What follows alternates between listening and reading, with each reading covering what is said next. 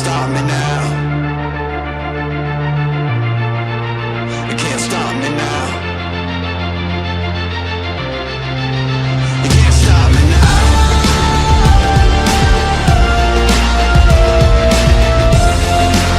You can't stop me now.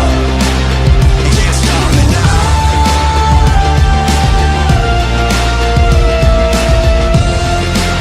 You can't stop me now. You can't stop me now.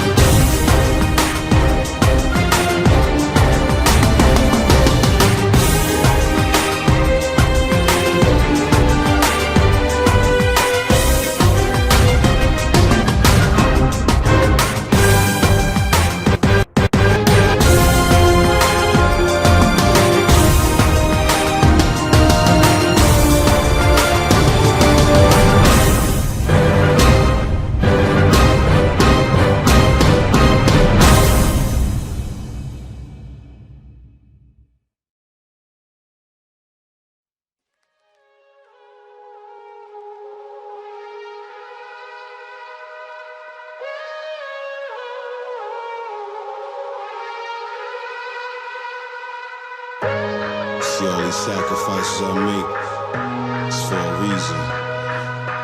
You get out what you put in, and I put my heart into everything I do. Every day, every second, I'm going hard. Still. You see all these sacrifices I make, it's for a reason. You get out what you put in, and I put my heart into everything I do. All the hard work pays off. That's why I work hard, no days off. I'm only human, I make mistakes, but I keep it real. No, I'm never fake. This is what it takes to be great. Everything I make gon' be great. This is what it takes to be great. Everything I make gon' be great. All the hard work pays off. That's why I work hard. No days off. I'm only human. I make mistakes, but I keep it real. No, I'm never fake. This is what it takes to be great. Everything I make will be great. This is what it takes to be great. Everything I make will be great. All the hard work pays off. That's why I work hard. No days off. I'm only human. I make mistakes, but I keep it real. No, I'm never fake. This is what it takes to be great. Everything I make will be great. This is what it takes to be great. Everything I make gon' be great.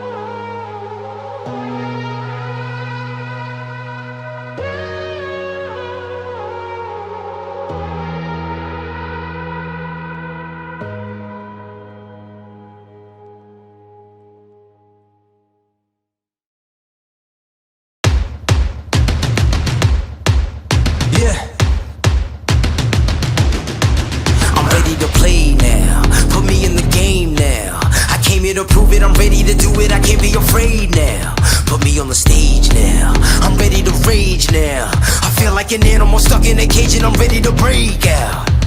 My time, none of you people can tell me to stop. This time, like the last time, you better get ready to race to the top. Ready to do this, show you what the truth is. I step on the field, it's time to get real, I'm feeling so ruthless. My time, none of you people can tell me to stop. Lower the lights down, hand over my crown, hand over my heart. I do this for my town, I do this for my crowd. So turn me up real loud. My time, none of you people can tell me to stop. Yeah.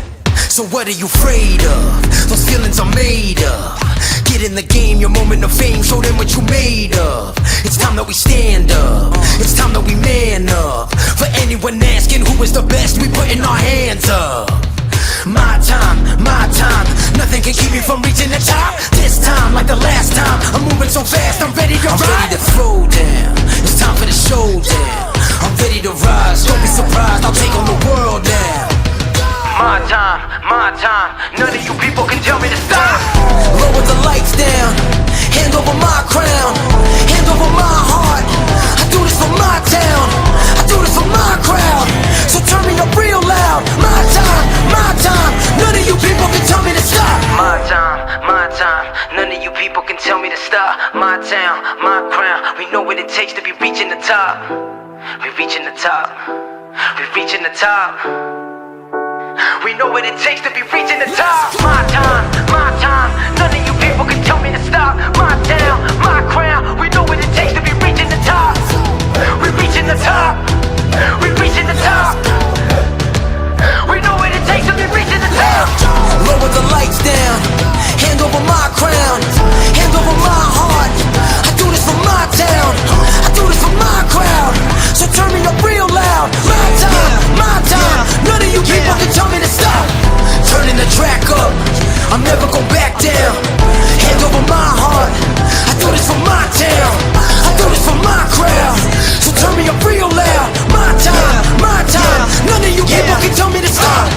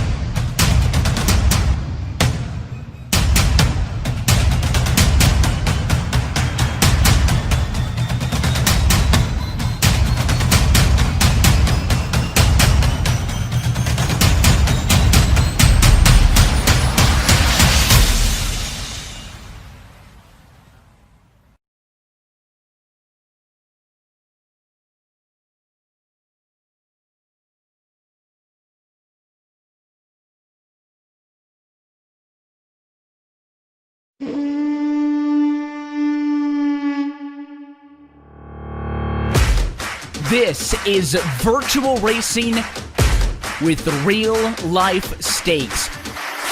Inches from the wall, you can feel it. The excitement, the emotion, the drama. Great drivers perform when the pressure is at its highest. And that's right here, right now. I'm not going to divorce my wife, but I would put in ample time in order to do that, especially if making the playoffs. She may divorce me by the end of it. It ain't a game now. Me and you, we ain't the same now. Lions coming out to play now. Opposition out the way now. Out of the way. You wasn't invited. Say you come to play. I dare you to try it. You you don't wanna try me, then step up to my team. Yeah, out of the way, yeah, yeah, out of the way, yeah, yeah, out of the way.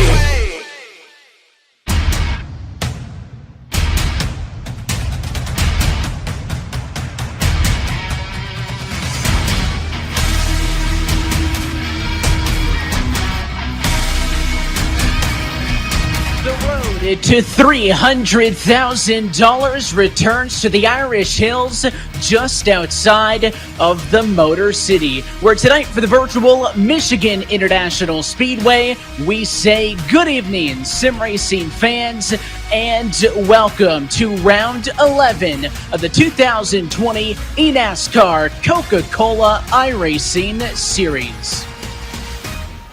We're happy to have you strapped into the virtual seat and along for the ride with us tonight from MIS on the iRacing Esports Network and streaming live at eNASCAR.com, where, as always, alongside Tim Terry, my name is Evan Pasoko. And Tim, I'll tell you what, if the chatter from the drivers is to be believed, we are in store for a great race tonight here at Michigan.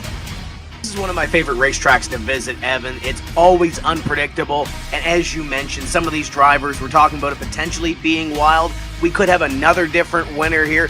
This one's going to be entertaining. Can't wait to see who parks this thing in victory lane.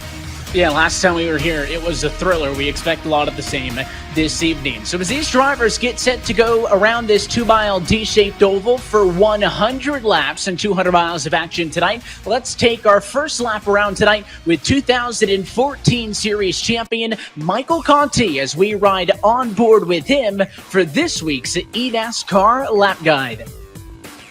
This is Michael Conti, driver of the number 8 Junior Motorsports Chevrolet Camaro, and this is a lap at Michigan. Going down the front stretch, approaching 190 miles per hour, aided by the draft well over 190, slight lift into 1, back on the gas 100%. Let the wheel out so you don't scrub too much speed off of turn 2.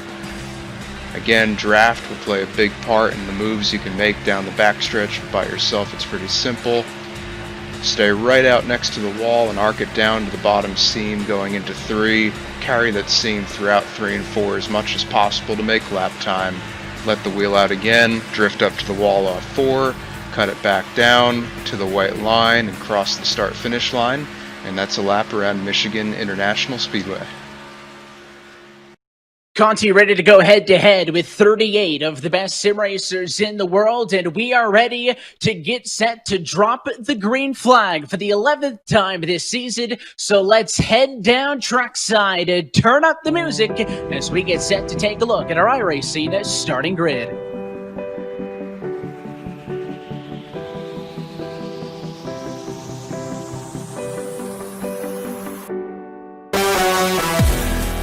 For the third time in his career, Chris Shearburn is on pole, a 37.931. Going to bring us to the green flag this evening. He's joined by the number 51 JGR Toyota of Malik Ray. Keegan Leahy, Casey Kerwin going to double up for Denny Hamlin Racing on run number 2 with Michael Guest and Nathan Lyon. Tim, your top 6. The 17 and 18 line up in the next row with Colin Keister, Graham Bolden, Bobby Zielinski's going to be tough from row number 5, Jeremy Allen, Brian Schoenberg, great qualifying effort alongside Nick Oxygen. You can see it on through the likes of Blake Reynolds and Alex Mccallum. You can see just ahead of his G2 Esports teammate Jarl T in there. But against out of row 8, Bob Bryant debut in the Burton Kligerman number 77 this evening, ahead of Brad Davies and Corey Vincent. Christian Chalner, Garrett Lowe, your next row with Logan Clampett, Michael Conti mid-pack, Santiago Tires, and Kane Cook, row 12. Mid-pack going to be a tough place to be off at the get-go. You'll also find Phil Diaz and Michael Grilli there. Ryan Luza won 3 races in a row earlier this year. He struggled since alongside John Gorlinski, defending champ Zach Novak, and Justin DeVolta to row 15. Bolton's teammate Dylan Duvall lines up next alongside last time's winner Jimmy Mullis 2 weeks ago into victory lane. Brandon Cattell, Eric Smith, row 17, Jake Nichols, and Ray Alfala, 2-time winner here to even the field. And then Busa, Overland, and Steve Sheehan, low driver, back on row number 20. He'll start from 39th position. It's a look top to bottom at our iRacing starting grid. Tim, Michigan, a track that has been on the calendar every single year since 2010, including twice in that inaugural season. So what do we have on deck for our 12th trip out here to the Irish Hills with this week's Asus race analysis? Yeah, we're going to go 100 laps here this evening, Evan. Fuel window's 45 to 50, and that 50 at the end is going to be stretching it, so expect some pit strategy here this evening. 16-tire race, 4 sets, 1 in the car, 3 more in the pits. Pit road speed 55 miles an hour, and last year's thriller went to Garrett Lowe for his first career series win.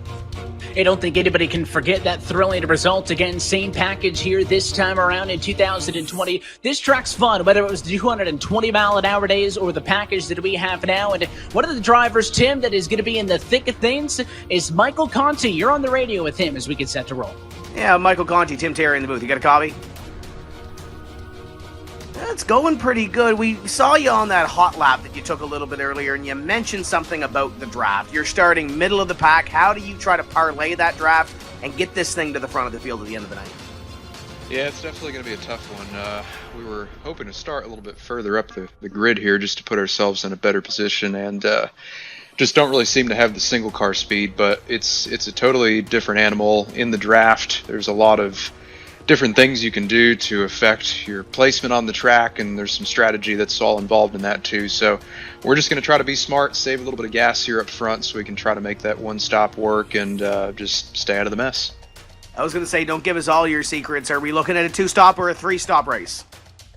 Well, every time my team tries to do an extra stop, we usually don't come out on top. So we're going to learn from our prior mistakes, and we're going to try to make as few stops as possible tonight.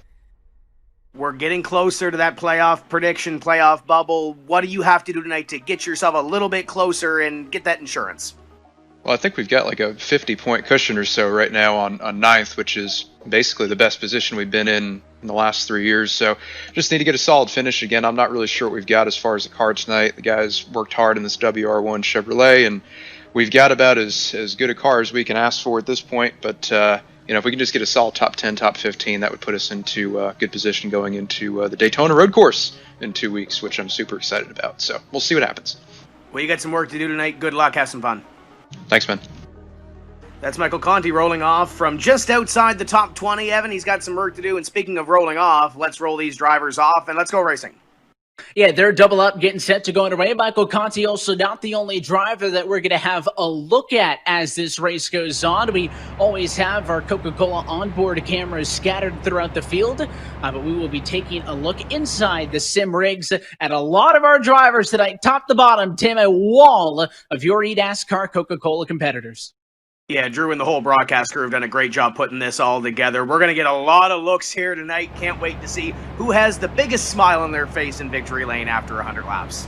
You heard he mentioned it there in the interview. After this, only 5 races left to go until the playoffs, and it is 2 weeks' time, next time out. A race that was scheduled for Watkins Glen changed to the Daytona road course. So as he mentions that he's in a safe position, there are many other drivers who are not as comfortable tonight, going to be critical if they want to fight for the championship in 2020. You can see the lights out on top of the iRacing.com pace car. Going to make the dive to pit road this time by, and we'll hand things over to pole sitter, the number 36. That is Chris Shearbird. Happy that you're with us at the iRacing Esports Network as we say, let's go racing from Michigan. We're off and away. It's round 11.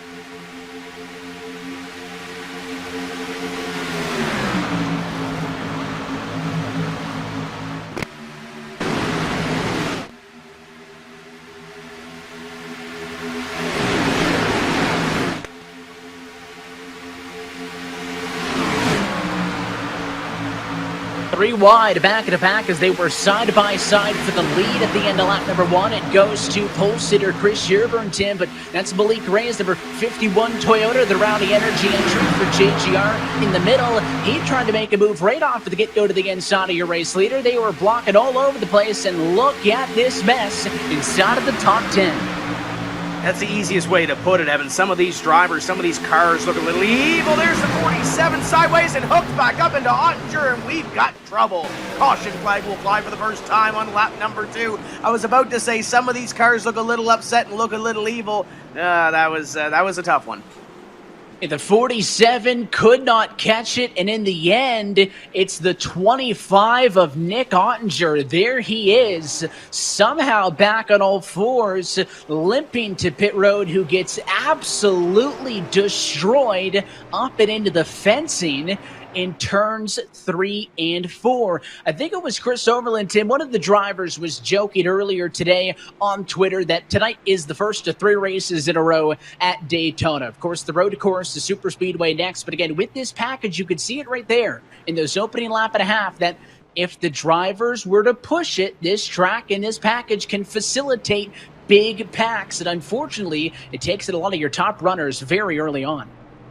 Yeah, some big packs and some big wrecks potentially, and that one there happened well within the top 10. We'll take a look at the Coca-Cola replay to see what brought this out, and 3 wide already here going down to the corner, Evan. Malik Ray was already in the middle, and that car looked unstable, but it's going to come from outside of him here.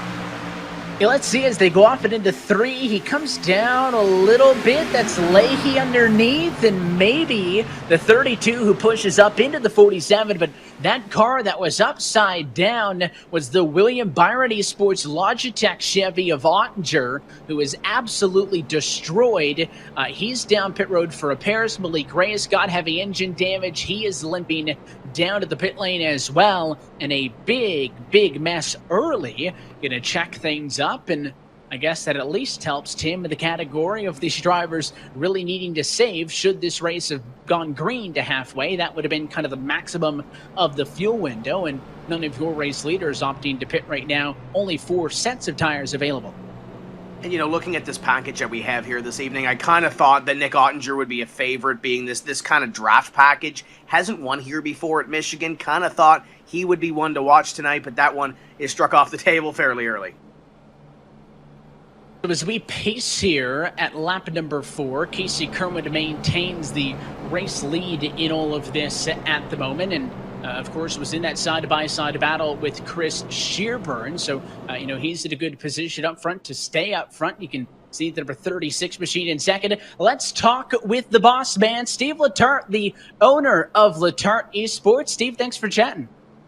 Thanks, Evan. It's great to join you. Been an exciting race so far. Only a couple laps, but talking to both my drivers, that's what they expected. Expected pack racing and for it to be on edge probably most of the night.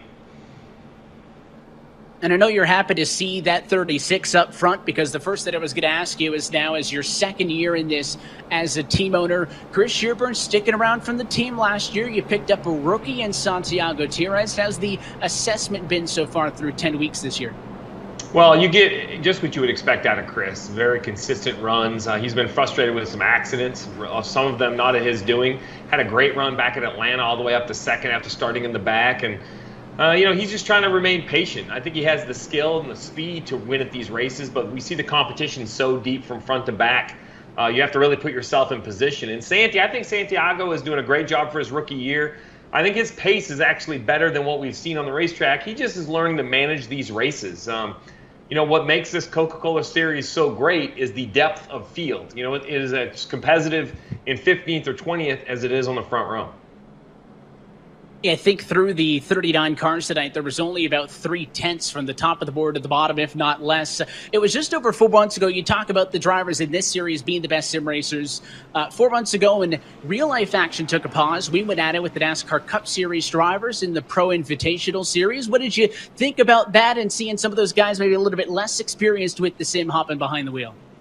I'll be honest. I was amazed at not the ones that I expected to run good, the William Byrons, the guys that have a lot of experience, but the other Cup stars that said, you know what, it's our duty to put a show on for the fans, so we're going to come try our best. We see some big names humbled by how difficult it is to sim race, but I applaud those guys. These are guys that are used to seeing, victory lane, and they kind of started over in the sim world, but they were some fun shows. It's great to see Chris here up on the front row. We'll see if this restart and the first couple laps shake out a little better. Yeah, we're backing away with 5 laps down. I'll give you one more before we let you go. The last 6 races of this championship are going to be on NBCSN later this year. We had a lot of fun calling those races last fall. And as the series grows year after year, what do you think it'll mean for this series, iRacing, sim racing as a whole, for the last 6 weeks of this 2020 season to get that TV audience? Well, I think they've proven they should be on television. What Fox did with them while we were on hiatus, what we saw on NBCSN a year ago. These pro sim racers, I mean, you blink, you forget you're watching sim racers. They put on such a great show. I'm distracted because I watched this show right here. Hoping my man Shearburn in that 36 gets a little drafting help right here, or he'll lose another spot. I'm excited for them to go on NBCSN. We love partnering with iRacing with the Coca-Cola series. Although I don't know how impartial I can be. If we can get this 36 playoffs, I perhaps would be a better fan than an analyst. Well, we'll let you get back to enjoying the show. That 36 Chevy is looking good up front, Steve. Thanks for chatting with us.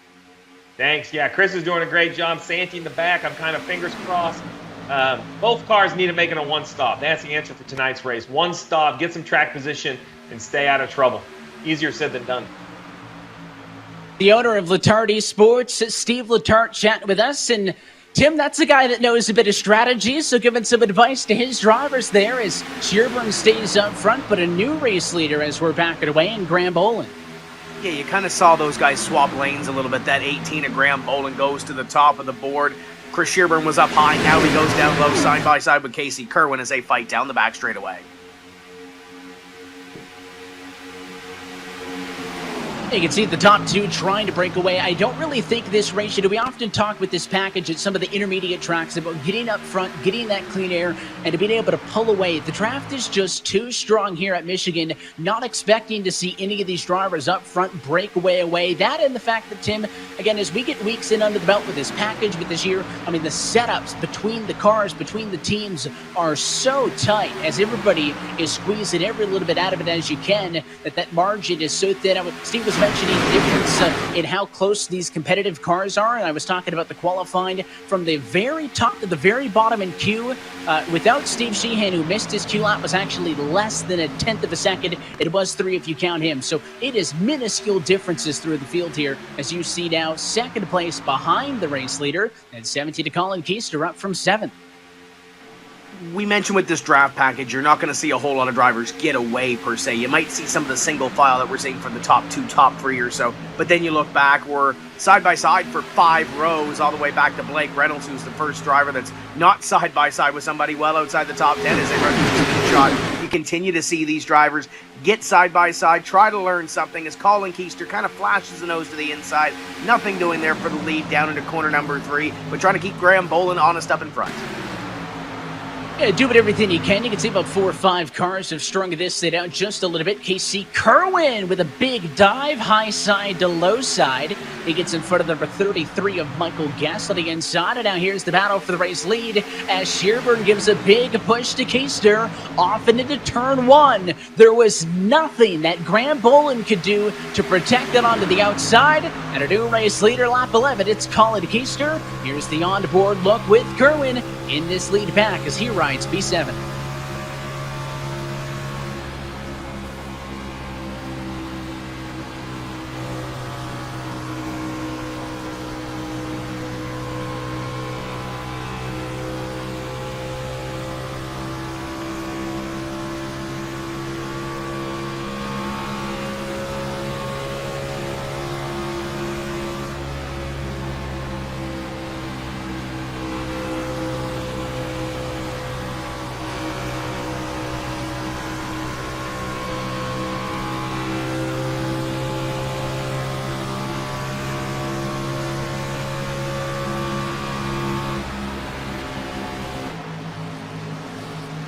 And you can see the full running order top of your screen. Only drivers involved in that early incident: Malik Ray, Jeremy Allen, Nick Ottinger down laps. Other than that, 36 cars still on the lead lap, and really all in one big bunch as this time by. Back to the point, Chris Shearburn from pole. And the RacingJobs.com track pass at Chevy Camaro.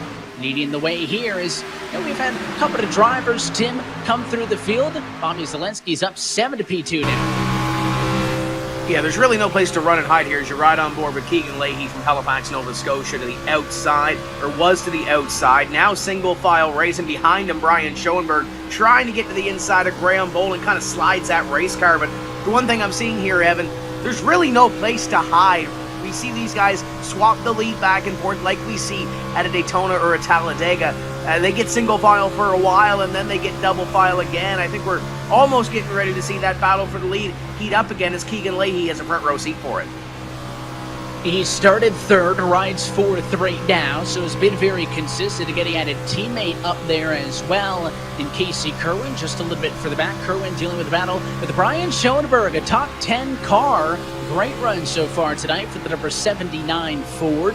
That battle just a little bit behind Keegan here, who is up front and is trying to make a move first on Keister for third, before he can make a challenge for the race lead. Shearburn still being chased by Bobby Zelensky. And talking about this battle, Keegan Leahy running in fourth position. We'll welcome in the third member of our broadcast team tonight, Justin Prince, down on pit road for an update.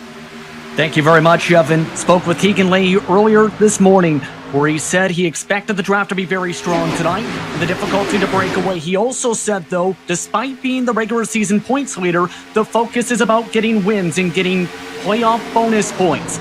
He doesn't care if he finishes in the regular season first or eighth. The goal is simple: make the postseason and stay at the front and avoid the trouble tonight. Expected to be traffic jams in the midst of the pack tonight. We're seeing that, it seems, tonight, Evan. Yeah, and I think Keegan's a guy who likes to draft him at some of these bigger racetracks. His race wins this season, coming in the season opener at Daytona, and then just a couple of weeks back at the Indianapolis Motor Speedway. But right now, he's on the defensive. That was the ET to Bolin looking to the inside. Sticking with the theme of teammates, there's the G2 Esports duo a little bit further back, side by side with Jarl Tien and Alex Mccallum as they ride 14th and 15th. We've seen both of these drivers have some really good runs and really raw speed here this season, Evan, but really haven't been able to close the deal to get to victory lane. I think a race like this has a Jarl Tien sort of feel to it. Play it out, long run, 100 laps. Try to let the race come to you a little bit. I think this could be a Jarl Tien breakthrough night here as he battles side by side with Alex Mccallum, one of our real-world racers, does some legend car racing, and he's trying to get a little bit closer towards the front of the field and maybe follow his teammate up through. You can see their finish sheet results over the last couple of weeks. Mccallum actually best of those two with the 24th place finish 2 weeks ago at New Hampshire Motor Speedway, but both of them running top 20 right now would be in the green compared to the last couple of weeks, so a good thing to see from the G2 duo. You can see Challenger up the road from them. All of this, again, with inside of the top 15. That puts them about 1.5 seconds off of the race lead, which for the first time tonight goes to Bobby Zelensky. So new race leader, the 83 led it that time by the start-finish line, and it's going to be a musical chairs all night long. It's not going to be like Zelensky gets out front, puts it on cruise, and kind of hangs out. Going to be working for it all night long. We're 18 laps in of 100. Yeah, and just in front of the battle that we're watching here, you see the two Burton Kligerman esports teammates. You know, when I was doing the research a little bit earlier, Evan, Logan Clampett has some really good finishes here at this racetrack in this number 99 car. Expect him to run really well and be here at the end. And then Bob Bryant in the 77 car picked up this past couple of weeks into this race car, and Bob is a veteran when it comes to sim racing, but a rookie when it comes to this Coca-Cola iRacing series. So keep an eye on Bobby as he tries to move his way up. He's got another friend that's been around the block a couple of times, and Brad Davies right ahead of him in the 88 car as they run inside the top 20 right now. Yeah, that was a quality pickup for Burton Kligerman Esports. Bob Bryant, a driver who enters tonight 19th in the standings, so a driver who is in contention to stay in this series. 2021 was picked up as one of only two drivers as privateers in this 2020 campaign. He joins Logan Clampett as the driver duo in those Valvoline Toyotas. You can see right now they're dealing with the number 88. That is the True Timber 88 Chevy of Brad Davies, the Junior Motorsports entry up top. He's gained 7 spots from the get-go, but this Toyota duo going to make it hard for him as the 77 makes the pass into turn 2. And as we ride down the back straightaway, the 88 of Brad Davies to the outside, and look at that focus. Logan Clampett working the inside, currently position number 12, working for a top 10 run.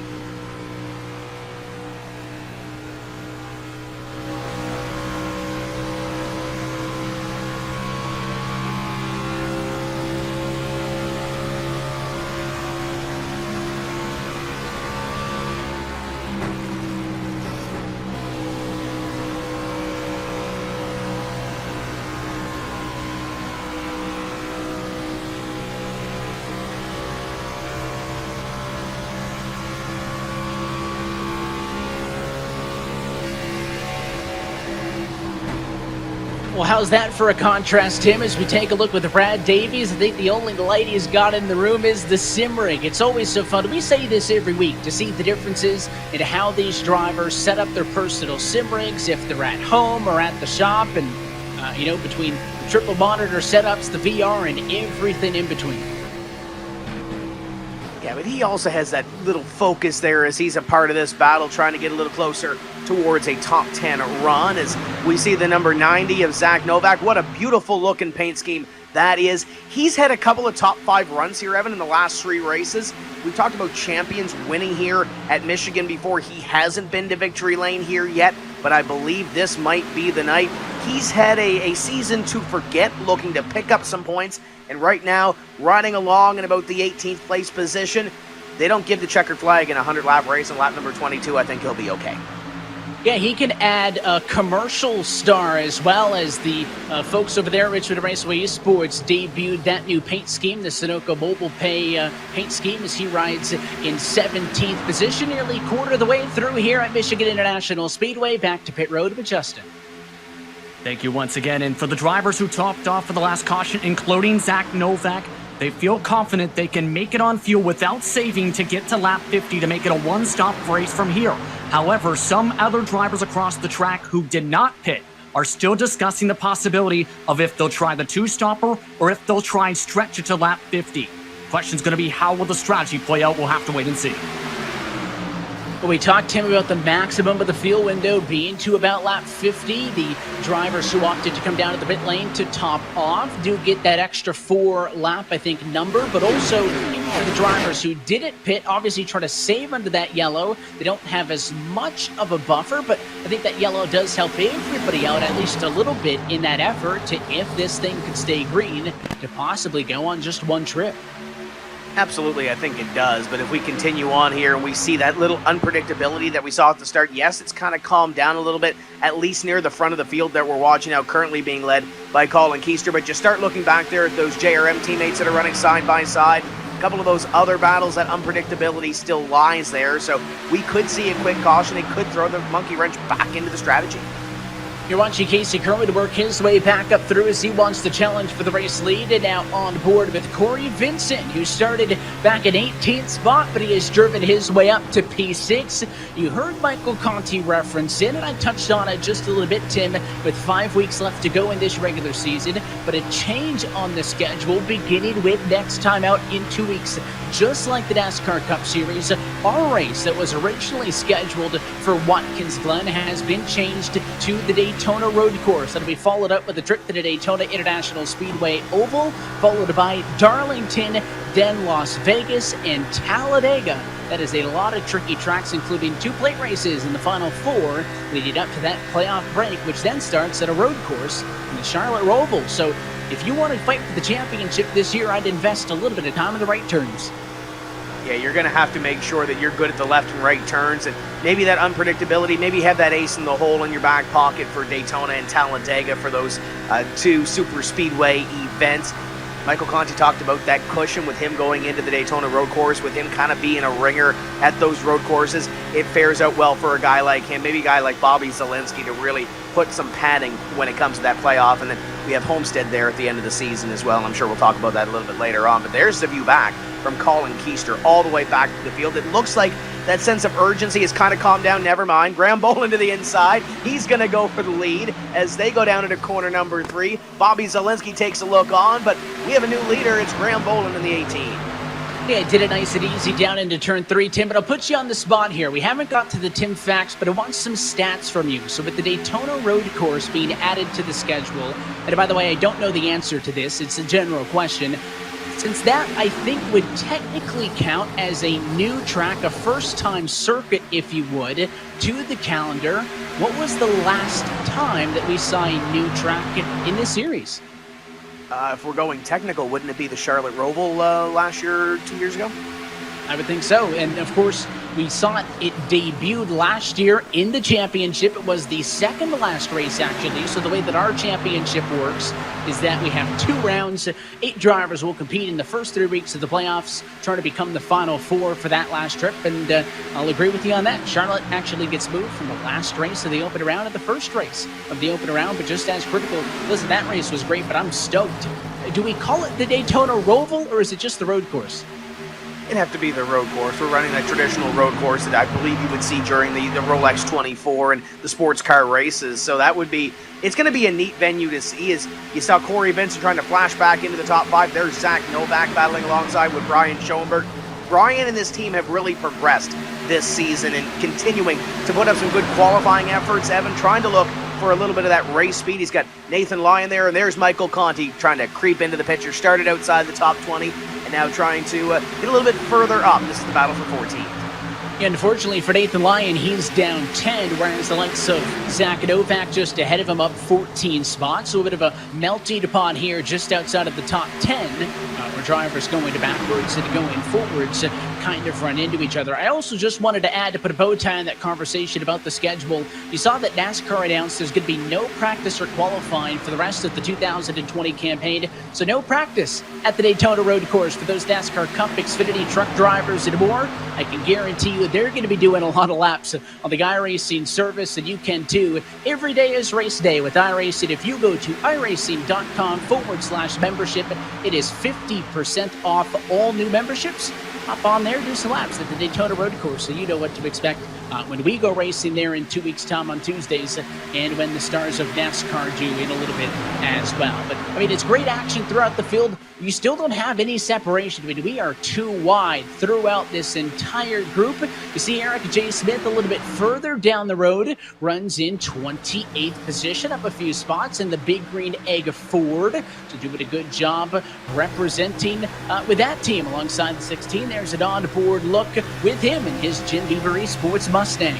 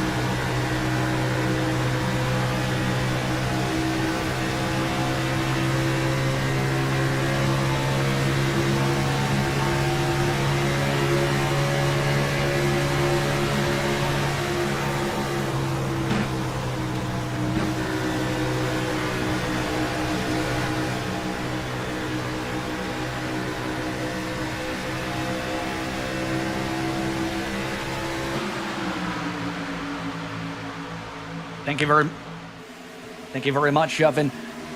A lot of the drivers across the pit lane are telling their crew chiefs they're feeling stuck so far in these mid-packs. A lot of the crew chiefs feel like their drivers have good cars, such as Ray Alfala and several other competitors. It's just been the difficulty of pushing through the traffic to be able to try and get clear. We may see potential undercuts here, Evan, to try and get some track position before the opening of the pit window here.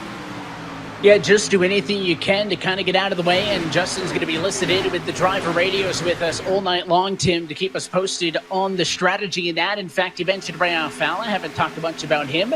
He is the biggest mover so far tonight. I see us plus 18 positions, now 19.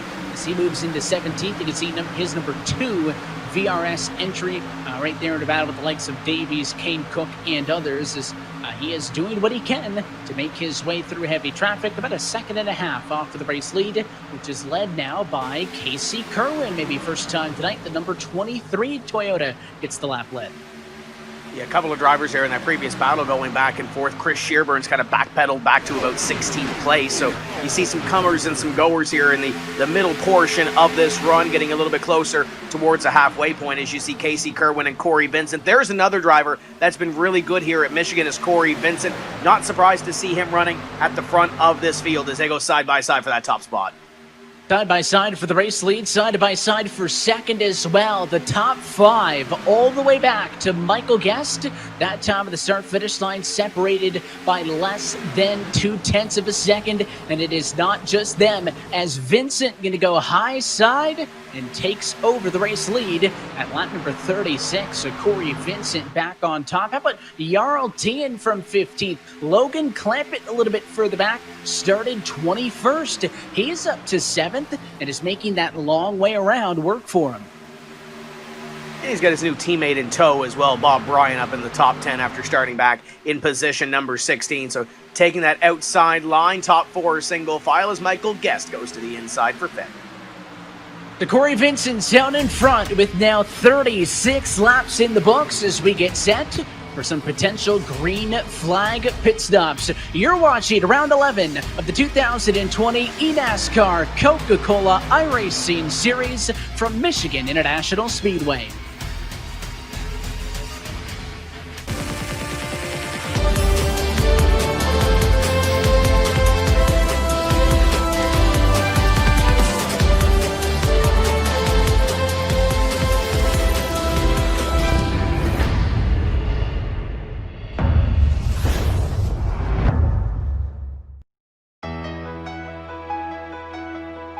For those living together and those living apart.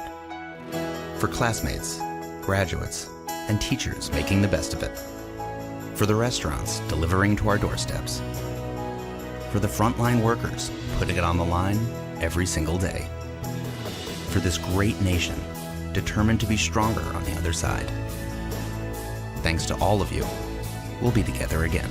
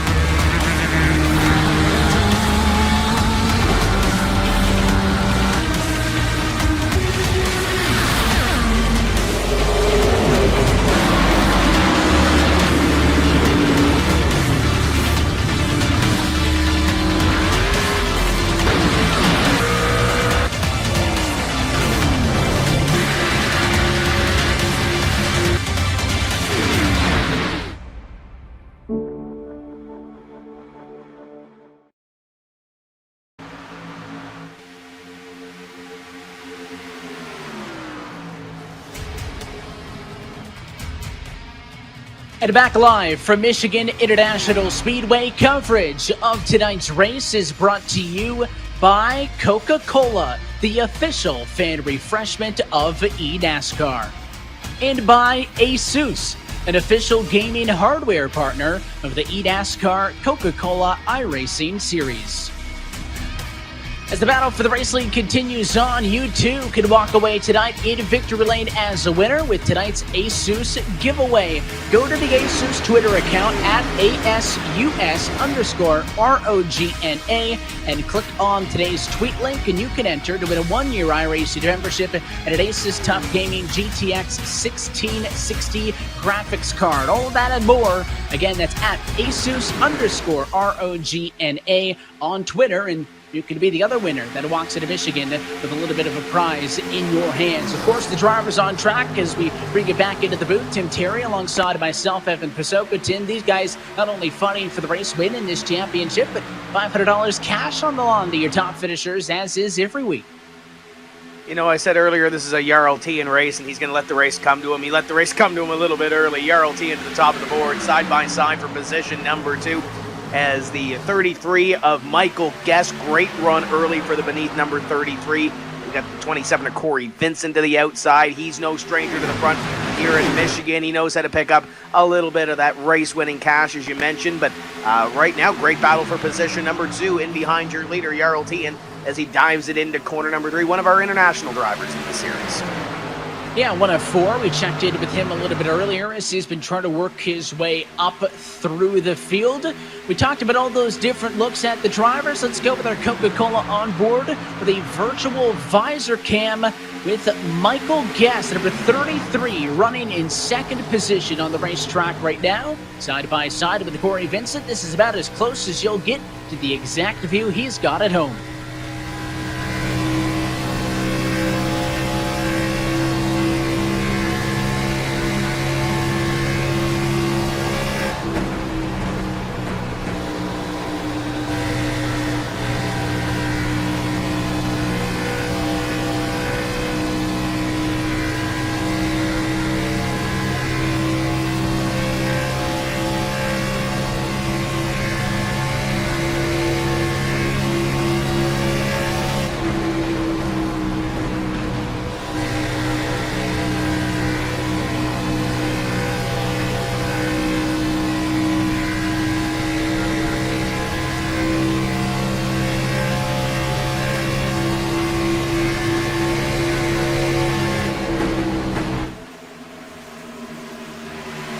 And the RLT in now to the race lead at MIS. Working lap 44. Again, we've only had that one early caution flag. It happened on lap number 2. Took out the likes of Ray Allen and Ottinger. As we're on the doorsteps of pit lane, we're almost coming down for service. Down there is where Justin is. Yes, indeed, and some teams are expecting minor adjustments for Michael Conti. He's saying he's got no front tires. He needs to be loosened everywhere on the racetrack. No front turn, center, or exit, especially turn 4. Him and his team are currently working on a plan to try and make major adjustments on the pit stop coming up. It hasn't been that good, Tim. He started 22nd, fell down to 30th, and I guess they always say that loose is fast. He wants a little bit more freedom with that race car. Indeed he does, as John Gorlinski goes to the inside. Gorlinski, I believe, already made a pit stop, currently scored as 1 lap behind the pace 7, so he's trying to make his way up through this field. But yeah, I like the idea. Come down, make some adjustments as the battle for the lead continues on, as the 33 of Michael Guest trying to get that thing to the top of the board as he battles with Jarl Tien for the top spot.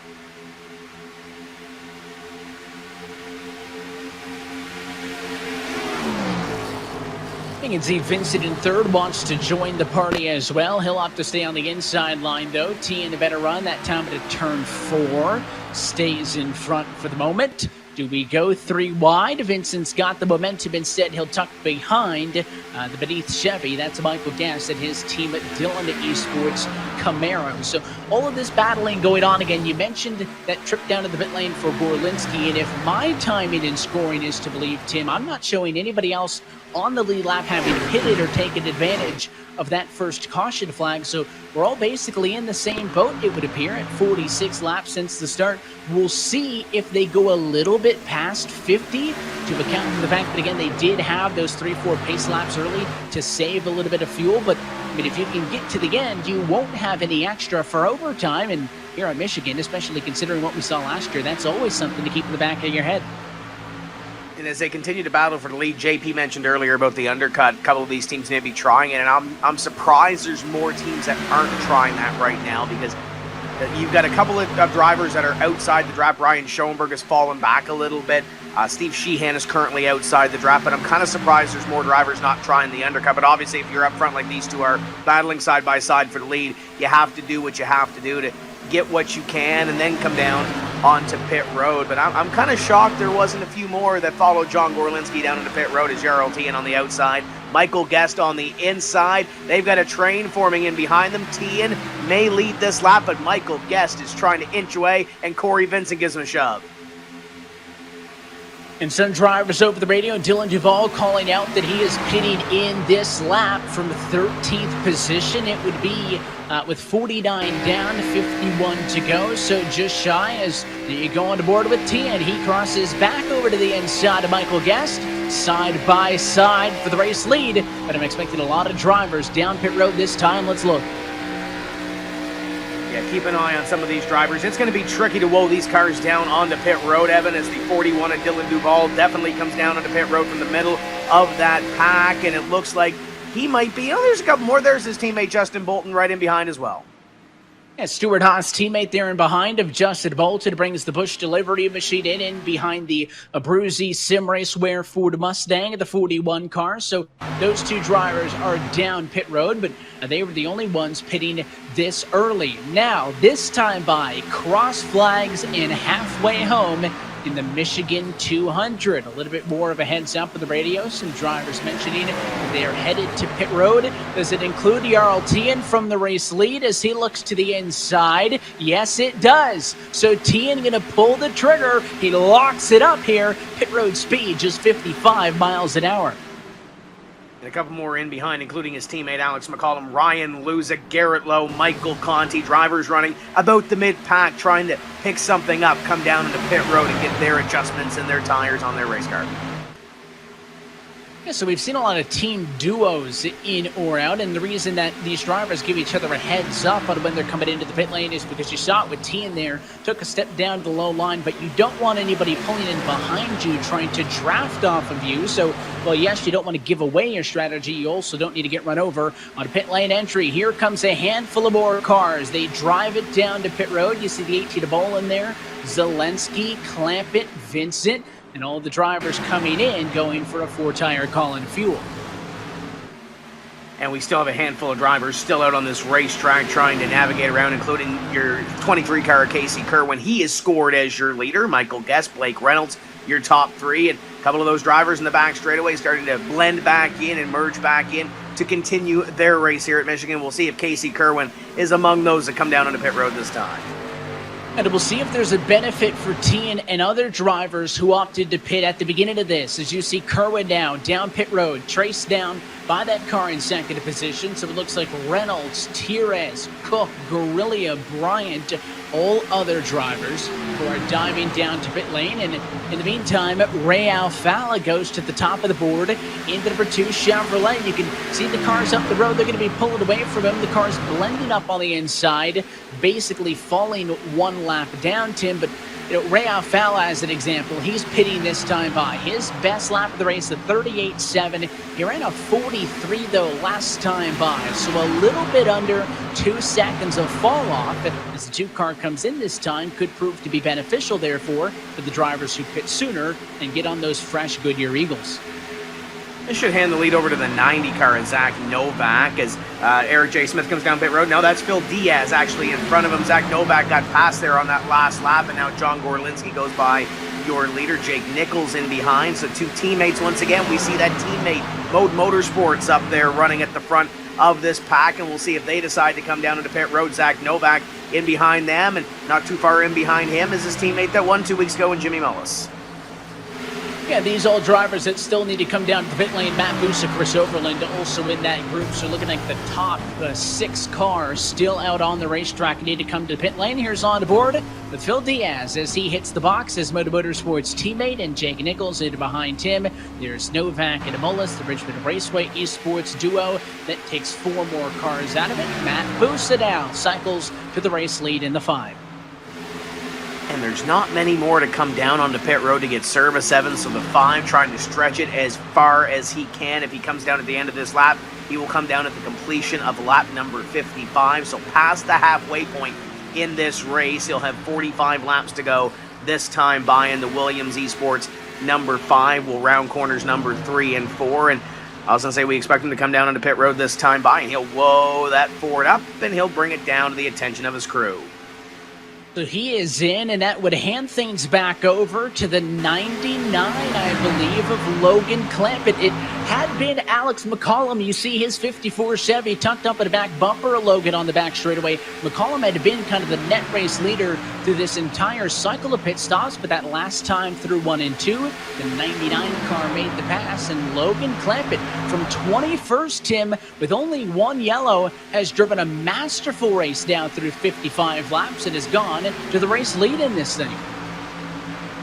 Yeah, when it comes to Michigan, he's got some pretty good stats. Does the driver, the number 99 of Logan Clampett in behind. Battle between Alex Mccallum and Colin Keister in the 17. Give it to Keister, and here comes Dylan Duvall. Little four-wheel slide there coming in the middle of 1 and 2. He's got Ryan Luza in tow. Haven't talked a whole lot about Ryan Luza, but it seems like the trend this season has been subpar qualifying efforts for the 53 driver, but when the chips are down, Ryan Luza is near the front. We're getting into the second half of this race, and who's battling for a top 5 spot is the 53 of Luza.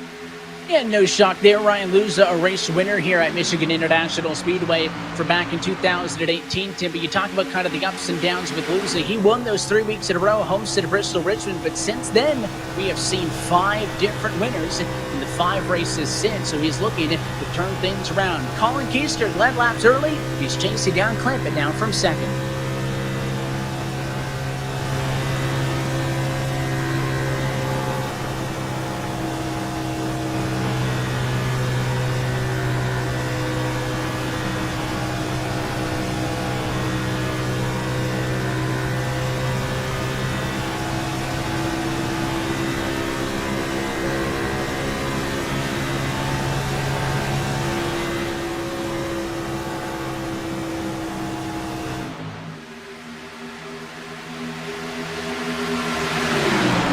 In pit lane right now, multiple different drivers made several different adjustments during the pit stop. Mike Conti, his team saying they threw the kitchen sink at it. Involving the 23 machine of Casey Kerwin, little wedge adjustment, just the 4 tires and fuel. Some of the air drivers expect to be a little loose to start off this run, such as Zach Novak. Most of the drivers, though, were comfortable to make it to the end, now on fuel for the final 42 laps, Evan. Talking about previous winners, we mentioned Conti won here in 2017. Not looking like that tonight. Look at this battle for the race lead. 4 wide into turn number 1. It is the number 23 of Kerwin on the bottom, but he got a little bit loose. He checks up down low, and Clampett high side pushed by Luza. Going to use that outer lane to defend on the 17. Here's now Vincent to the inside, 3 wide. They are going at it on fresh tires. That sense of urgency we haven't seen in this battle for the lead in the last 35 laps or so. We're now starting to see it now as these guys get 2 and 3 wide. And you look back to the 53 of Ryan Luza. To the inside he goes, looking for the lead for the first time this evening. The 27 of Corey Vincent is there. Logan Clampett along for the ride on the outside as you ride on board, looking back at the field from Ryan Luza. You're looking back at the 27 of Corey Vincent. Clamp it up on the high side. That's the Valvoline Toyota. And of course, in this, Luza's first time up at the front of the field. If he can come through, I mentioned the impressive run from Clampett going 21st to the race lead. How about 27th on the grid for Luza? He is your biggest mover at plus 26 spots as he banks a lap lead, putting complete lap 60. And Corey Vincent goes to the outside through this shuffle. Where does Casey Kerwin go as you look at Kane Cook? Look at the focus on Kane Cook as he's in the middle of this pack to the inside of Dylan Duvall. Kane Cook, one of those drivers outside of the top 20 in the championship. He is going to be one of those drivers that is going to need to string together a couple of good weeks here leading up to the end of the year. His hopes of fighting for the playoffs gone, but he wants to stay top 20 to avoid relegation. Coming into this evening, relegation was about 22 points up the road from him. A top 10 run is a good start. We'll take a look at Christian Chalner here as well in the 37 as they continue to work around there. And Christian's got that focus as well, and he's got a handful of steering wheel in the top 5 right now as he looks to the outside of Ryan Luza. Got a battle in behind him. Not only do you have to manage the front of this as he goes to the inside of it, you got to manage the back as well because they're 2 and almost 3 wide. They're using every single inch of the width here at Michigan International Speedway. Christian Chalner, the driver for JTG Doherty Racing. Of course, Tim, the way that MIS gives us this great racing is with its width and steep banking, 73 feet wide, and they have been using every single bit of that so far here this evening. You heard me talk about the relegation. We've been talking about points allotted again. Of the 39 drivers in this, the main battle is to get into the playoffs. And after the opening 10 weeks, there's a look, top of the board, all the way up there. That's Keegan Leahy, your championship leader. There are no playoff points or wins or any of that. It is just strictly points. And right now, Graham Boland is your bubble driver. He has, though, Tim, a decent gap back to Jimmy Mullis, who would be the first driver out in 9. Here with the amount of races left to go, though, I don't think any lead is safe. Michael Conti was talking about that 50 or so, or what he wanted to have there, but I don't think any lead is safe right now. Conti 36 up right now after 10 races in this one, but Jimmy Mullis did what he had to do a couple of weeks ago, went to victory lane at Loudon, and now doing what he has to do now, albeit still a lot of race to go here. Flirting with a top 20 run. He's got some time. He's got his teammate in front of him. Looks pretty good. Logan Clampett, always good here at Michigan, and running in a top 10 run so far, but still lots of laps, and I don't think we've seen our last caution flag in this. Look, we're 3 and 4 wide in the middle of the pack. Something's got to give. Yeah, it's going to be the 77 trying to squeeze through the middle, and Bob Bryant, Brandon Cattell behind him. Haven't talked a bunch about him. That number 3 machine as well, with Blake Reynolds, another driver who we haven't talked a ton about tonight, but he's on the door of the 77 there.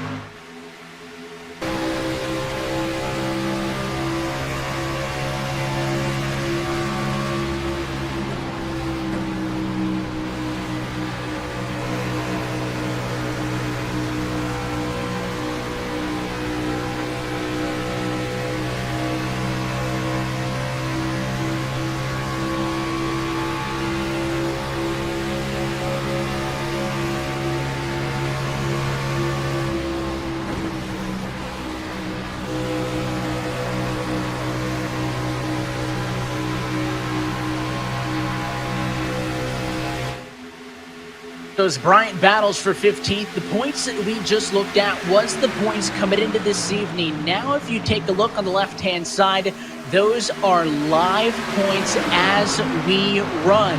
99 machine of Clampett. He's a top 10 car. He's currently up to 9th in the standings. The number 25 machine of Ottinger, Tim, involved in an incident early. He started tonight 6th to the points. He's currently in the live standings, down to P8. And take a look at Logan Clampett, 12 points back. Jimmy Mullis, 16 points back as they continue to run. And that's going to continue to change throughout the evening. But Ryan Luza, Keegan Leahy, Garrett Lowe, those drivers that have run so strong all season long up there. And Michael Conti talked about that approximately 50-point bubble. He's got 40 or so as we see Logan Clampett, Ray Alfala battle side by side. But that is the red cut line for the playoffs, and you can see as it updates, Logan Clampett drops a spot, now 2, so that is reflected in the standings. At a point per position, he is now 14 behind that battle for the final transfer spot in the championship. You can see Mullis as well just dropped 1 in the number 10 spot. There's also that relegation bubble, so top 8 fighting for the playoffs, the top 20 total staying in this championship altogether. And you can see as we take a look, Tim, you saw the plus 150, 140 for the guys up front. They're not concerned, but look at that, live points. 97, last car in. You see Blake Reynolds there, the Coca-Cola Chevy. There's his number 3. Live points have him 21st, just below the relegation cut. Yeah, you see these single-digit totals, Evan, one side of the bubble or the other for this relegation, especially with Daytona and Talladega coming up and almost unpredictable like we have seen the racing here tonight at Michigan. I'd be kind of afraid, I'd kind of be a little nervous if I had a single-point total one way or the other, trying to manage that and trying to control my own destiny as we continue to go forward. Look at this battle here for position number 3 on back, though. Christian Chalner continuing to look to the outside. And as the battle continues here inside of the top 10, really throughout the field, there's nobody's been able to pull away. Look at those numbers. I mean, that is not single digits. Obviously, if you are the top 8 in the playoffs, you're going to be safe from the relegation regardless. It'll be kind of that middle point, 9th on the back that have a lot to fight for. But look how far ahead guys like Leahy and actually your current race leader in the points with the live standings, Ryan Luza are ahead of the bubble. That's how well they have gone through 10 weeks. Tim, I mentioned that maybe a safe bet, but you mentioned talking about the Michael Conti there after tonight. 5 races still to go. A lot can still happen. Over 270 points available to any single driver possible over these next couple of weeks. So that looks good, but it can fall apart real quickly. We'll be tracking those points all season long. Yeah, absolutely. You saw the 99 and the 46 down at the bottom around that 9th and 10th place position. They still have a 40-ish point cushion on that 20th place battle, but with that 20th place battle being so close, and anything could happen here, as you see the 99 battling with the 2 of Ray Alfala, and Jimmy Mullis not too far behind that battle. Anything can happen. One small slip here at Michigan is going to make that 40-point gap maybe a 30 or a 20 heading into the Daytona Road Course in a couple weeks. The pit stops happened right on the money at halfway home. It is tight on fuel to go the distance, but for the moment, it is Michael Guest in front at Michigan inside of the final 30 laps at MIS.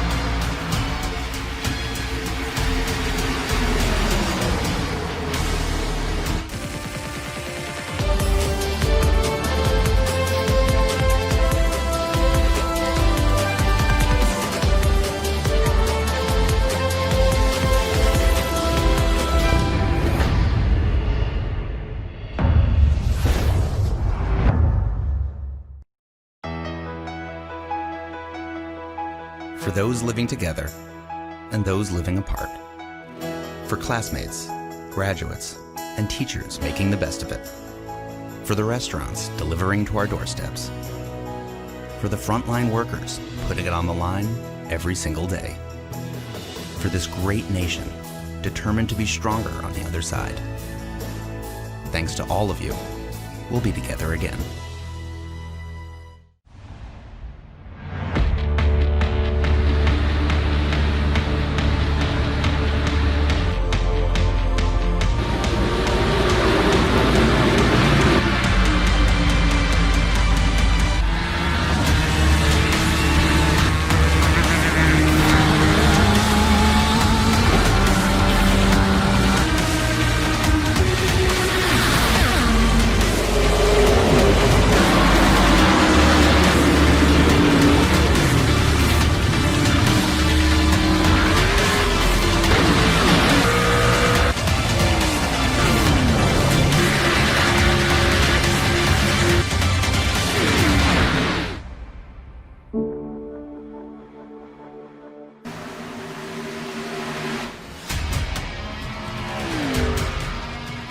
With 26 laps to go at Michigan, coverage of tonight's race is brought to you by Coca-Cola, the official fan refreshment of eNASCAR. And by Asus, an official gaming hardware partner of the eNASCAR Coca-Cola iRacing series. One more reminder that you can walk away as well as a winner tonight by entering tonight's Asus Giveaway by going to their Twitter account at Asus_ROGNA. Look for the tweet about today's Michigan giveaway, and you can enter to win a 1-year iRacing membership and an Asus Tough Gaming GTX 1660 graphics card. All that info and more at the Asus Twitter at ASUS_ROGNA. Evan Pasoko alongside Tim Terry, Justin Prince down in the pits as we are inside now of 25 laps to go in the 11th race of this 2020 eNASCAR Coca-Cola iRacing Series campaign. Tim, this was a race that we thought might get ugly, and it ain't done yet, so I'll knock on wood when I'm done. However, just that opening caution, lap number 2, a second green flag pit stops, and Kane Cook now leading atop Michael Guest. How about those two names up at the front of the field, looking to close this race out now in the final quarter? Yeah, a couple of drivers looking for their first career win in this series, but you look back at the previous winners here at Michigan, there's not a whole lot of names that really jump out as unexpected winners. Jason Karlavich has won a race here, Chad Lawton's won a race here, but they were good in their time period when they were racing in this series. Not saying that Kane Cook, Michael Guest, and a couple of others can't whip off a win here, but we've seen the guys like Ray Alfala, Michael Conti, Richard Towler, former champions go to victory lane. So with this package, though, it's given us some unpredictability, given us a little bit of that wild factor, and right now, Kane Cook, Michael Guest, pace this field, but then you got guys like Casey Kerwin, Colin Keister, Corey Vincent in behind. Ryan Luza, Ray Alfala in the top 10. So this one could very well get wild. I thought it'd be a little bit wilder than it has been, but as you said, I'm going to knock on some wood too. And I can guarantee you, based on what we've seen to this point so far, and I know it's not what the 55 team wants to hear, but Kane Cook probably not going to lead the next 23 laps of this race consecutively. We kind of talked about it, inferred earlier. The drivers that have been saying all week has lived up that the race leader has not been able to get away with the draft. You can see those first 6-7 cars single filed out all the way back to Ray Alfala, who just made a move on Ryan Luza, so they swapped out for 7th and 8th spot. They aren't all over each other all the time, but he is not driving away with this thing, and Kane Cook going to be up on the wheel to the end of this race. You see Alfala make it a pass for 6th. That's on Christian Challoner. We didn't get to the Tim facts here this evening, Evan, but one of the Tim facts that I did have lined up is 8 of the 11 races that we've run here, 8 times the winner has led the most laps in the race. So keep that in mind. Kane Cook, if he's trying to get up there and trying to make another stat. Of course, Garrett Lowe last year led single-digit lap numbers in order to get to victory lane in that wild finish. As we continue to work down this back straightaway into corner number 3, Ray Alfala continues to work Corey Vincent. Yeah, not all of these passes happen like we've seen a couple of them where it's the dive down into the corner, you're clear, and that's it. I mean, Corey Vincent going to do everything he can here to make Ray Alfala's life difficult. You see the 37 to 53 as well on each other's door. The next time by, Justin, going to be 20 laps to go. What are the drivers saying? Well, when it comes to Ray Alfala, the 2-time winner here in Michigan and the all-time laps leader here, feeling very comfortable with the race car. He talked about prior to the first pit stops, he was just riding. Him and his crew members feel like they've got the pace to try and get the job done. Good by 2 laps on the fuel as well. In regards to Mike Cotti as well, he continues to struggle in his race car. The adjustments have not worked on the number 8 machine. His car continuing to struggle, still tight. Cars up at the front of the field this time at lap number 81, top it off at about 190 miles an hour. So let's take in the sights and sounds of MIS and go iRacing full throttle.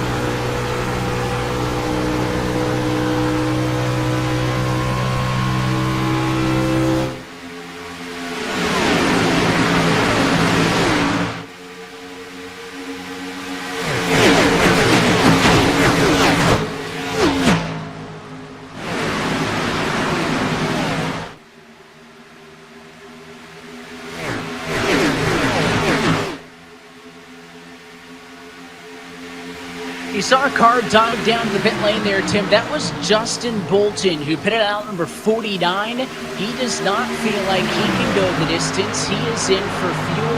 And we have seen other drivers down pit road. Eric Smith, Brian Schoenberg down very recently. John Gorlinski going to need a pit before we get to the end of this thing. So all these race leaders may not be certain.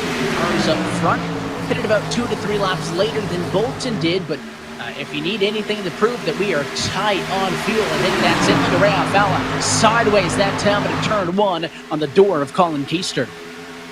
Yeah, we saw in that full throttle that Brian Schoenberg was able to work his way around the traffic. The 79 just kind of hanging out in front of the leaders right now. He's on the lead lap, albeit on the very tail end of the lead lap. So should we get a caution flag, that would definitely help his effort. But trying to hold on right now. This battle up in front. You mentioned that unpredictability. You know, somebody makes one wrong slip. This is the time where people really start to push forward. These drivers really start to go to the front of the field. You saw Graham Boland off that last shot kind of go 3 wide, get on the apron, get to the inside of Blake Reynolds, try to pick up a position, and he's going to try to get up there into the top 10. But this battle for the lead intensifies. Kane Cook has it, Michael Guest wants it, and Casey Kerwin flashes the nose to the inside. We're 3 wide. 3 wide, coming to 14 laps to go. Kerwin bottom, Cook middle. The very outside is Michael Guest with no help and all on his own. Right up against the fence, going to try to make that one work. At least the cars at the bottom have some pushing help. That includes Alfala. Give a shove to Kerwin that time at a 4. As they go down into corner number 1, Alfala, a little bit of some hand movements there on the wheel, trying to chase down that 23, keeping that slipstream of Casey Kerwin to make it happen. But he's got 2 to the outside now, the 17 of Colin Keister, the 33 of Michael Guest, and no help to the inside. 3 wide, stack it 2 deep down into corner number 3. Oh, look at that car on the inside. That's the 10 of Bolton way on the inside as you go on board with Vincent. That's the fresh rubber, but your race leaders had to look out there as he was coming with so much speed. Remember, just mentioned that Justin Bolton needed to pit, so he's got fresh tires, Tim, but he needs to get around these race leaders because he's taking away the bottom line. Look at this. Kerwin can't go as low as he wanted to. I think Bolton does a good job of being as little of a factor as possible, but man, was that a big speed difference when he came up the inside. Kane Cook to the inside, almost made that move as they dance around Justin Bolton in the 10, and Justin might have, 17 up the racetrack, a little help from Kane Cook. Colin Keister way out of the group. That was almost large as they come up at a corner number 4. He somehow saves it, but I was about to say, I think Justin Bolton almost hit that seam 2 laps ago, kind of scared everybody a little bit and almost scared himself, but up in front, Ray Alfala down to the inside of the 55. It's getting wild. Hang on to your seats. It was a nice save by Keister, but that is a big blow as he falls to 17th position. One of those drivers that had been in the battle for the better part of the night in the 5th-3rd bank of Ford Mustang. Back with the 27 car. There's a lot of blocking in his mirror. You can see all those cars darting side to side, but Vincent's got a front row look at the number 2 of Ray Alfala, who is going to make that move into 2nd spot up and around Cook. Guest a little bit wonky that time at a 4. He has to check up. Bobby Zelensky looking to follow his Team VRS teammate in Ray Alfala through the traffic. But again, the car up front is Casey Kerwin. We've talked about drivers not pulling away. I'm not sure if he's going to stay up there, Tim, but with all of that chaos, the lap traffic, the 3 wide, Kerwin's got a half a second advantage. One of the biggest leads we've seen all night long does Casey Kerwin have. Ray Alfala's kind of got 2 lengths or so on the battle in behind him. And look at Blake Reynolds. He's in the middle of this hornet's nest. Him and Graham Boland have been going back and forth for a couple laps. He's got Ryan Luza there to the outside, looking to get a top 10 effort in the Coca-Cola number 3 as he drives it down to the inside, looking to try to pick up one more, but Graham Boland follows him down. And there's a lot of chatter on the driver radio right now as we get inside now of 10 laps to go. That give and take is totally out the window And these drivers are going to be pushing from this point on to the end. Alfala doing his best to draft up on a race leader. Look at the 3 car I saw back there. I think that was Blake Reynolds, who nearly went 3 wide. He's battling with that 18 Interstate Batteries entry of Graham Boland. Number 36 of Chris Shearburn-Tim, your pole sitter. Late entry here. He comes on the inside with a lot of speed as he's looking to get back into the picture late. Yeah, this is a great battle for about 4th on back, and it's great for those top 3 because they begin to inch away a little bit and get a little bit of comfort built in. Christian Chalner trying to get that inside line movement, slides it up to the outside. The 55 of Kane Cook is there. Nathan Lyon a part of the battle now. Kane Cook switches lanes. Down to the inside he goes. Chalner can't block it. The 55 car is there. He slides the champion 55 in, right behind that 27 of Corey Vincent, who's trying to get away. And if this looks fun, you could race these cars as well on the iRacing AI. It is available now to all members. Get out there in a big pack at MIS and enjoy the draft with these 2020 NASCAR Cup Chevys, Fords, and Toyotas.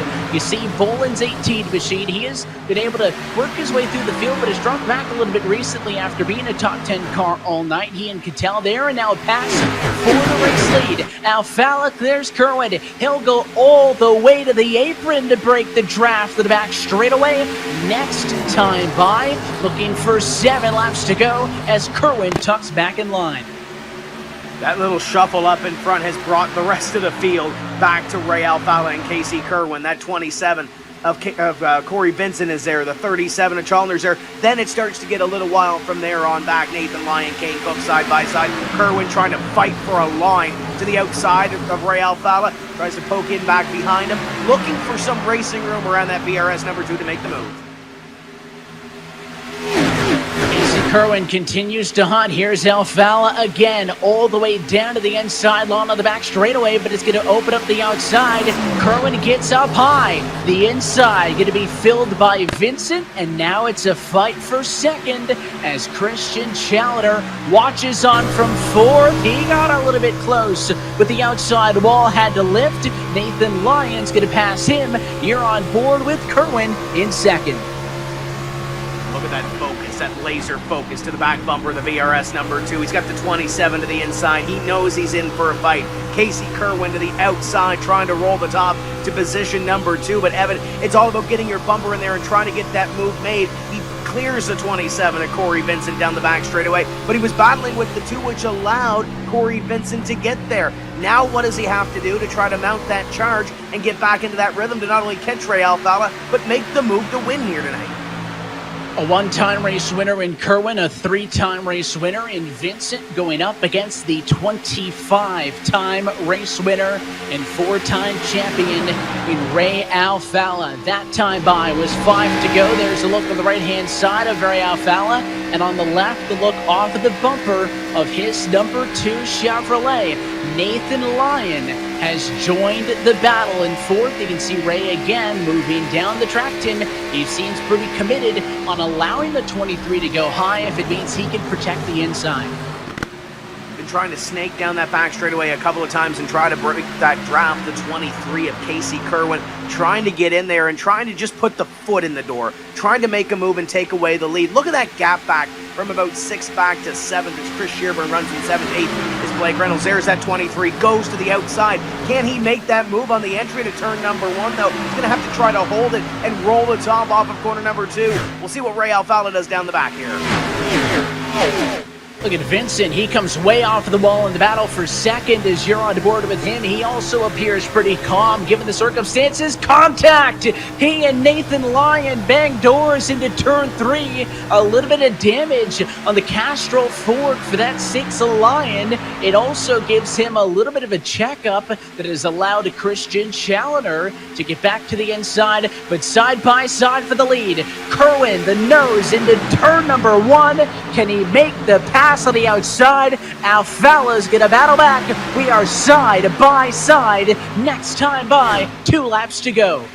They continue to give each other some room and give each other some respect. This is a great battle up in front, Evan. The 23 at Casey Kerwin trying to roll the top. He's got that line. He's got that momentum. Where does Corey Vincent go? Alfala gets the advantage down to the corner. He will clear Casey Kerwin. Now where does Casey Kerwin go? Does he go back to the outside? Does he try the inside? Alfala down to the inside. Casey Kerwin has no choice. Go where he's not, to the outside. 2 laps to go. That time through, Kerwin better off the quarter, but Ray Alfala wants to stay on the inside. 4-quarter entry behind them. Vincent, Challoner, Shearburn in 3rd, 4th, and 5th. As they look on, they want to be a late player. They're 3 wide now. Battle for 3rd. Side by side for the lead. Kerwin clear of the 2-car into turns 3 and 4, and a caution just shy of the white flag. It's a wreck behind. That's going to change everything. The 75 of Phil Diaz on your screen. And, wow, we've never had an overtime finish here at Michigan, but we're getting ready to see a first in 12 races here, including tonight. We're going to see an overtime finish. And it's also interesting because we talked about strategy. Not sure that these drivers can go the distance, Tim, with the fuel. But aside from the fuel, do you go for the tires? How many cars are going to pit? Do you go for 2? Do you go for 4? This is going to be a huge decision you have to make off of 4. Let's take a look at the replay here to see what brought out this yellow flag as the field drives down the back straightaway. Keep an eye on Diaz. He's on the outside of Graham Bolin, and there goes the 75 for a loop. And looks like he has a safe single car incident. That's impressive, especially in the middle of the pack, coming down to when the chips are down on the table and you're coming to the white flag. That was pretty impressive for him to keep it off, everybody. We're headed down pit lane. That's where Justin Prince is. Everyone expecting to come down to get 4 fresh tires, as well as, in some cases, splashes of fuel. They were close on the fuel mileage before the caution. Everyone has to come in to make it for the green-white checkers. Several of the teams expecting to add 75% tape to the race cars. Others looking to try fill up to the top. These drivers trying to mix up the strategy. Most competitors not mixing it up in terms of adjustments, though, as one driver did stay out. Yeah, we got a handful out there. Colin Keister stays out. It looks like Bolton and Kane Cook may have as well. But let's see what the cars on pit road do for strategy. Kerwin was the leader. He will go for 4 tires. And it looks like the 36 of Shearburn edges him out. Chris Shearburn with a faster 4-tire stop. Going to be the first car off pit road on fresh tires in position 5, Tim. Keister, Bolton, Schoenberg, and Mccallum all opting not to come down pit road. Yeah, you look at those 3 in front. Those were the drivers that we saw on that run. Kind of short pit that deal and get there. And I kind of anticipated them to stay out because if you make your bet on your strategy, you really have to lay in it. Brian Schoenberg has had some speed tonight, obviously, with teams coming down and getting tires on their race cars. We'll see how long that holds out. He's going to have to hold on for 2 laps to try to get up here. But with the way Brian's run, it's been a yo-yo for him. He's been started in 11th, was down to the bottom. He's been up to the top. He's been battling for the lead. I'm interested to see how this plays out for some of those drivers like a Brian Schoenberg. Colin Keister's been up front for most of the evening, got shoveled out of line there on that green flag run. He'll lead us back to the green flag. And it is varying on how long those cars who opted to stay out have been out there. So Colin Keister was on the same strategy as everybody else. He pitted 50 laps ago. He's close on fuel, and he is on really old tires. Bolton and Schoenberg, those 2 drivers you also mentioned, Bolton on 18-lap-old tires, Schoenberg 26, and Mccallum 3. So he pitted a lot more recently. And then it'll be 4 tires on back. For Chris Shearburn, 5th and company. Shearburn's going to be on the inside of row 3. Tim could possibly use that inside to make some moves here. I'm not against the strategy to stay out, but I mean, with the way the draft is, I think you're going to want the tires to put the car where it may. Of course, we need to get to the white flag, though, for this green-white checkered attempt to be official. I think if you're kind of looking for that sentimental favorite, I think you have to go with row number 2, either Brian Schoenberg or Alex Mccallum, 2 drivers looking for their first win in this series. But you look back to Chris Shearburn, talked to him a couple of weeks ago when he was on the podium, really starting to come together with that race program. They have had a ton of speed, and Chris is really starting to show it. A veteran of sim racing, one of the newer drivers to this eNASCAR Coca-Cola iRacing series, started on pole, currently in 5th, inside line. We'll see what he can do with it. There are more drivers inside of the top 5 without a win than there are with ones, and we'll see how this first attempt at a green-white checkered overtime finish will play out. Pace car down and in. The top 4 stayed out. It's fresh tires, 5th on back, and a green flag for Colin Keister on the inside. He spins the tires to the apron. 2 laps to go at Michigan. Alex Mccallum wanted to go, was to the back bumper of Justin Bolton. Bolton comes down to that inside line in front of Brian Schoenberg. Alex Mccallum has help on the outside from Casey Kerwin, but here comes Shearburn. Schoenberg stuck in the middle as they head to the back. Oh, it's going to get tight.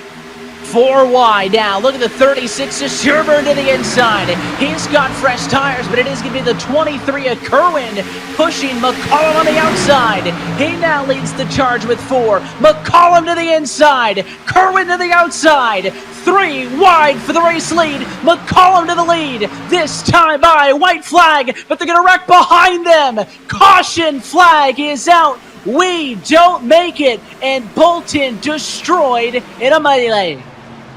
Garrett Lowe also tore up in that one, and for Alex Mccallum, you have to think feet, inches away from that start-finish line before that caution flag flew. Had to throw the block on Colin Keister, but now he'll have to restart it one more time with a second overtime attempt.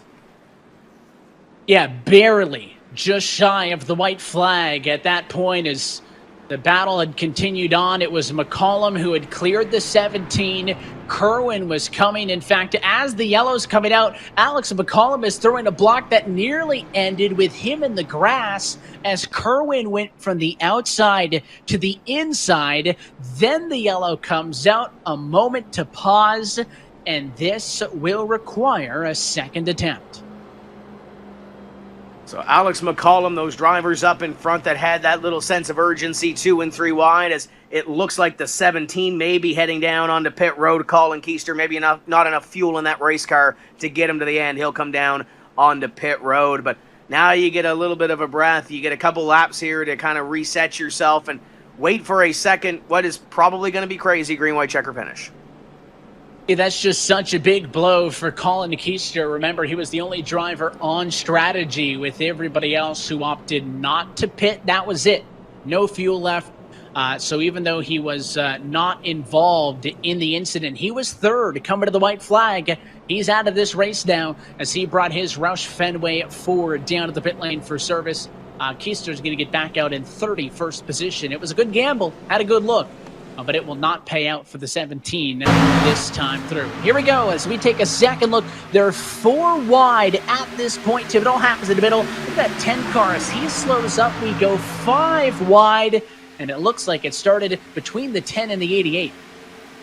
Yeah, I think the 10 of Justin Bolton kind of slowing up a little bit for Brian Schoenberg. Schoenberg was kind of backpedaling. Here's the run to the white flag as they're going back to the yellow, and there's the wreck right there. There are the cars at the back. They're not at the start-finish line yet. They're a few feet away from it. And Alex Mccallum right there in that picture, dead sideways because he's trying to get his first win in this series. He's still going to have an opportunity at it, Evan, but he's going to have to hold off once again. Casey Kerwin, Ray Alfala, Chris Shearburn. Give a shout-out to that Richmond Raceway esports driver, Jimmy Mullis, looking to go back-to-back. Currently running in position number 5th. Grab a Coca-Cola Energy. This one's going to be good. And remember, for Mccallum, all of this is very fortunate timing. Alex Mccallum, Tim, ran out of gas. I mean, he was short by 1 lap. He came to pit road when the rest of the field was coming to the white flag. So at 2 to go and everybody else went across the start-finish line, he pitted. That was it. He was going to finish the race a lap or 2 down. Instead, the yellow comes out immediately. All the leaders check up. He's able to get back out in front of traffic without losing a lap. All the leaders then come pit, and all of a sudden, he is basically the best car on fresh tires. His are 2 laps older than Kerwin, than those other drivers. But Alex Mccallum, I mean, he's got just as good of a chance as anybody else to win this race. Kerwin, Alfala back inside of the top 3. Don't look at McCallum as handicapped here. He's got really good tires. And as he selects the inside of the front row for the restart, has a legitimate shot at getting the job done here. His anticipation on that last restart, Evan, to get to the back bumper of the 10 of Justin Bolton and almost send him for a ride on that restart. You knew Alex Mccallum was anticipating it. He's got nobody in front of him now. He controls this restart with the rest of these drivers, but he's got Casey Kerwin, who's been strong, Ray Alfala, Chris Shearburn, Jimmy Mullis. You know, a guy like Kane Cook back in 8th. If this gets wild, Kane Cook could win his first race in this series. Can't wait to see how this one plays out. Pace car about to make the dive. It is attempt number 2 of 3 at a green-white checkered finish. Pace car in. Alex Mccallum can bring us from now to the exit of the restart box, and he's going to take his time. Foot on the gas. 2 laps to go for Alex Mccallum. Very smooth on that restart for your top 2, your top 3. Jimmy Mullis side by side with Shearburn at position number 4, but keep an eye on Casey Kerwin. Where does he make the move? He makes it right here to the inside. He sets it up off turn number 2. The 54 of Alex Mccallum, no help from behind. They're 3 wide for 4th on back. He looks good on the inside, but it stalls out. Nose to nose, the run to turn number 3. Alfala watches on from 4th. Now here comes Shearburn on the outside line. Small advantage to Casey Kerwin. He looks for the white flag presented by iRacing. Does anybody hop out to the outside and help Alex Mccallum? They've taken the white flag. Mccallum all by himself. They're lining up on the inside. Ray Alfala filling up the back bumper of number 23. Kerwin drifts up to the outside. It's a battle for second. It's all behind the Denny Hamlin, number 23 of Kerwin. Kerwin got a little bit loose at it too, though. Here comes Mccallum. Nowhere to go, though. So he pushes the 23. The fight's going to be for second. Alfala on the inside of Alex Mccallum. And it'll be clean air at a turn 4 as they beat and bang behind for Casey Kerwin. Winner at Michigan. And they wreck in behind. Alex Mccallum going to come home with his best career finish, but look at that jubilation. Casey Kerwin is a winner again in this series. He's going to celebrate here at Michigan, and what a finish he had to get up on the wheel at the end of it to do it. What a drive by Casey Kerwin.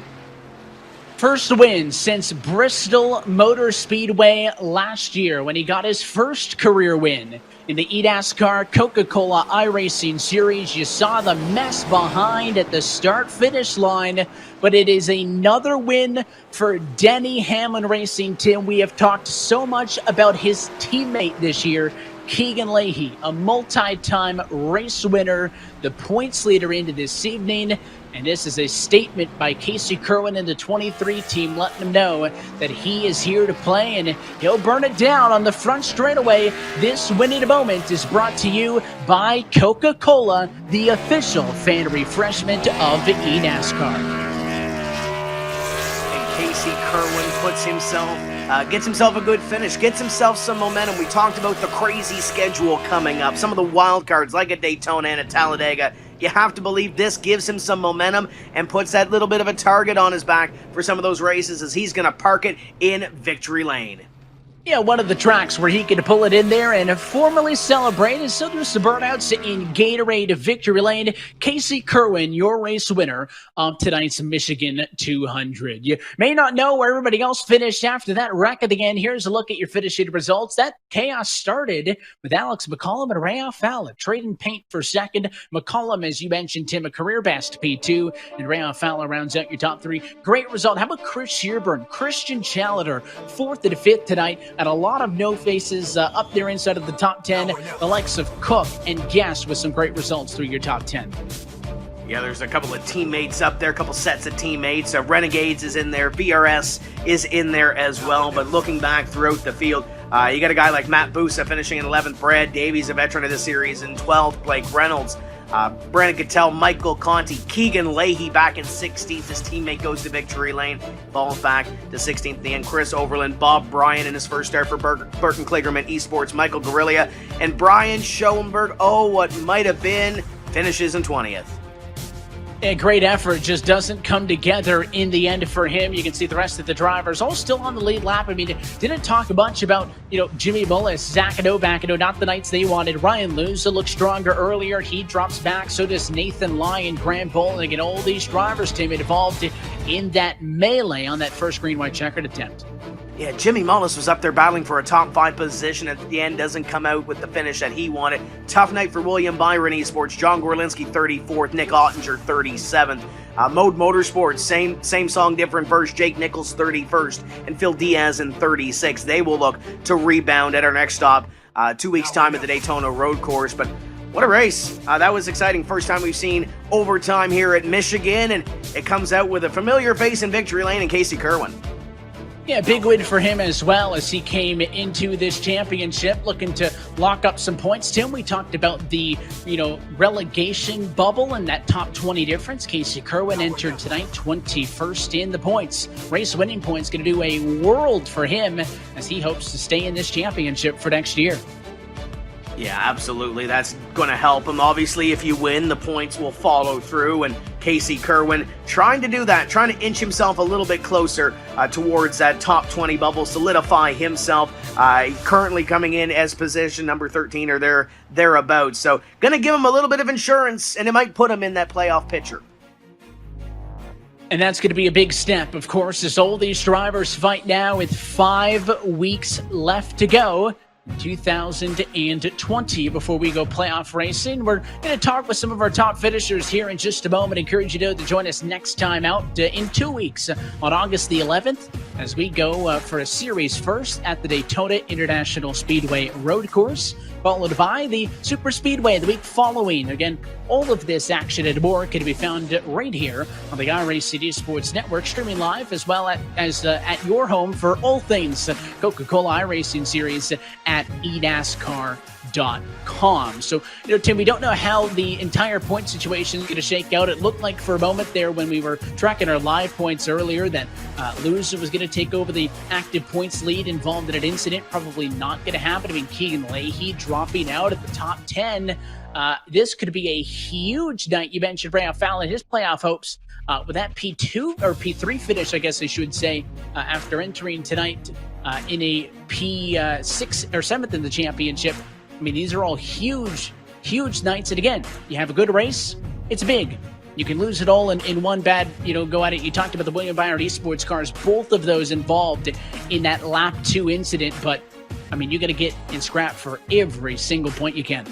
We saw that vice kind of tighten up around 20th, Evan, and I think we're going to see that continue to do so, especially we saw the unpredictability. A couple late race wrecks here at Michigan, going to turn that points picture on its head. We'll see that again, I'm sure, at Daytona and see it again at Talladega. It's more in the driver's hands at that Daytona road course because you can control your own destiny a little bit more than what you can at those 2 other racetracks, but that vice is going to tighten around that relegation bubble. And for those drivers that are looking for a playoff picture, a guy like Nick Ottinger, who had a tough run here early, going to have to try to rebound next week.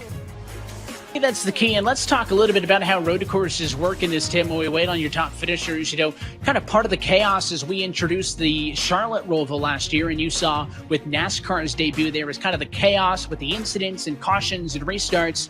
In this series, there are no full course cautions when we go road racing, so that's going to be start to finish uninterrupted. I mean, you need a clean car, but you currently can't afford any mistakes in that if you're going to be competing for the win. But, I think a lot of these drivers, especially back in February when we did the 24 hours of Daytona here on iRacing, a lot of those drivers were a part of those teams. So I think they have the predictability of what they're going to expect. Obviously, there's going to be a lot of testing over these next couple of weeks to get these cars fine-tuned and ready for that Daytona road course race. But I think we saw some unpredictability with the Charlotte Roval. I don't think we're going to see as much of that. These drivers and these teams are going to be ready. I think we're going to see those familiar names up front. It's just a matter of who can step up and challenge a guy like Michael Conti and Bobby Zelensky. And I mentioned earlier the fact that, with no practice time, that maybe some of the NASCAR drivers who are going to be racing there when we get to August may do their practice laps either on the iRacing service or in some of the other sims that the teams operated and whatnot. I mean, the first NASCAR sanctioned race at the Daytona Road Course sim is going to be happening here on iRacing, because that race weekend doesn't kick off until Friday the 14th with the ARCA Menards race on BAF TV, of course, followed by Xfinity Trucks and Cup, but we do it early that week on the Tuesday. We're now caught up with your race winner. Let's go track and chat with the driver of the number 23 machine. It's a win for Casey Kerwin at Michigan International Speedway. Casey, congratulations. You started up front. I mean, you were in the mix all night, but man, was this race hard to just get away. You basically had to fight all night long, and including 2 goes at it for the green-white checkers. Yeah, it was, I knew I had so much confidence coming in tonight. Dustin Lingert and Houston Hamer, I knew we had a real good piece coming in tonight. And, yeah, I knew once it was going to be really hard to one-stop it. And then once we had that quick caution, we could all one-stop it. But then it was trying to get as far as you could so you could lead as much as you could late. So it was, and you couldn't get away. So even if you wanted to go burn your fuel off, then you could have roasted your tires off. So I tried to play it smart there. I was kind of trying to wait until like 12 to go, and then Ray and them started going. And yeah, they really got they got me going. I wanted to wait a little bit more. And then when I knew Ray was really, really good through 3 and 4, and I didn't think I was going to be able to keep up, but I don't know if they were running a little higher downforce than us, so I was able to gain a lot back down the front. And then we were pretty equal through 1 and 2. And then I was like, screw it, I'm not going to beat him on the bottom. He's not going to give me the bottom, so I just drove it in on the top. Finally cleared him. I guess I think I pinched him just enough. He got on the seam, got a little loose. And then, yeah, once I cleared him down the back and I swerved to the bottom to try and break draft, I was like, if I could just get through 3 and 4, we're good. And then the caution came out, and all my hopes and dreams were crushed. But then we pitted, and I still thought all my hopes and dreams were crushed with all the people staying out, and I was on the outside, so if the guys got beneath them, I was going to have to go such a long way around wide open. And then I just got a big run and pushed Mccallum down off into 3 there, and then we split Colin, and then we got close, and then we had another restart, and then I don't even really remember what happened. I'm losing words. I don't even know why how I'm still talking. And then once we got clear there, I was watching the mirror the whole way through 1 and 2 on that last lap. And once I saw Ray bobble, I knew I was just going to have to get on the fence and make Mccallum push me. And then once I cleared into 3, that's when it really set in. So, yeah, it's unbelievable, man. The start of the year was so rough for me, and I just felt like I was letting so many people down. Denny and the Jordan brand put so much into this and into me and Keegan, and Keegan's been absolutely carrying me. So it's time to pull my own weight, and we're finally starting to do that these past couple weeks, and we're climbing in the team championship. And the playoffs is still probably a long shot. I haven't seen points, but the goal is just to get as high up there as we can and try and win Denny that team championship, and then hopefully we can get to the playoffs. But it's a long shot. Came into tonight just outside of the relegation bubble. He wants to go all the way to the playoffs. That's your race winner tonight for Michigan, Casey Kerwin. He talked about the team points. Tim, coming into tonight, Denny Hamlin Racing was 3rd. This could be big as they look to secure that for the rest of the season. Another driver who was so close, though, was Alex Mccallum, who comes home in 2nd. And Tim, you're chatting with him. Yeah, let's chat with Alex Mccallum, driver of that number 54. Alex, so close yet so far away. What else did you need to get this thing into victory lane tonight? I've never been up front, so I didn't know what the strategy was, but I'm just very grateful where I finished. But this race was very intense. I came in with about 5 laps of practice. Went to VRS, downloaded VRS, set up, made 2 changes, ran that. So, because I was in North Carolina for the week, had no practice, had no idea what I was doing. I don't even know what to say right now. Looking at the points going forward here, this has to be a big momentum booster. Going towards racetracks like Daytona, Talladega, the Daytona Road Course, how big is this to turn around the season and try to get yourself a little bit closer towards that top 20 cutoff? This is a huge momentum. Going into a road course, I'm going to have to do a lot of practice. I'm not very good at those, but just going to could put a lot of laps in there, see what I can do. But just gotta thank G2 Esports, everybody over there. Just it's I don't even know what to say. Well, it's a second place run here this evening for Alex Mccallum. Career run, Evan Pasoko, for the driver from New Jersey. And I know he's been busy. He mentioned North Carolina. He does a lot of legend car stuff back and forth. So great to see him come home with a second place finish. But there's another guy that's been around the block a couple of times, has won here a couple of times at Michigan, that finished in that P3 position tonight. And he really wanted a race win tonight, but instead it is a third-place finish for the driver of the number 2 Chevy. That's Ray Alfalla, who gets a lot of big points tonight in his battle to secure a spot in the playoffs. Ray, I mean, you started back in 36th spot, and you only had one caution flag early to help you out, but you're able to get that car up front when it mattered the most. Yeah, just like we planned it. VRS Chevy was definitely good, way better in the race than it was in qualifying. And we were hoping it'd be, obviously, we started way in the back. And then we just came up through the field very carefully. It's tough to pass. Sometimes you have to settle in wherever you're at, because if you make it 3 wide, there's just not enough room. And everything worked out great. Having a great battle there with Casey for the win, and then that yellow came out with 2 to go, and I was like, well, I'm not even thinking about the win anymore. I just want to survive to the end. And it's pretty crazy that he ended up winning the race after everything that happened, with the green white checkers and all that. But congrats to Casey but man, what a car. Everybody Slip Angle Motorsports VRS. I know Boyd Hogan's put in a lot of time with these setups, and we're pretty much using base setups that we've used for months now between Boyd and Dustin Hall and everybody else that works on the car and the team. I try to give feedback here and there, but I'm definitely not one of the guys in the garage doing the heavy lifting. So it really feels good just to be in contention week in and week out. And we got some momentum rolling here. We got I think four straight top 10, so that's pretty cool. Yeah, and tonight going to be big as well to help you out. The points came into tonight 7th. So we go from Michigan, a track that you've raced at a lot over the years, to a brand new one, as we'll see for the first time, the Daytona Road Course. Next time, what's the prep work like going into something like that? Yeah, well, obviously, first time for the track in the series, real life as well. So I've run quite a bit on that track with like the Daytona 24-hour stuff. But we'll just go out there and practice and try to get another solid run in. It's probably not going to be my best performance. But we got a pretty good cushion in the points here. So we're looking at just finishing off the regular season here and trying to get in preparation for the playoffs. I got this playoff beard growing, so we're gonna make good use of it.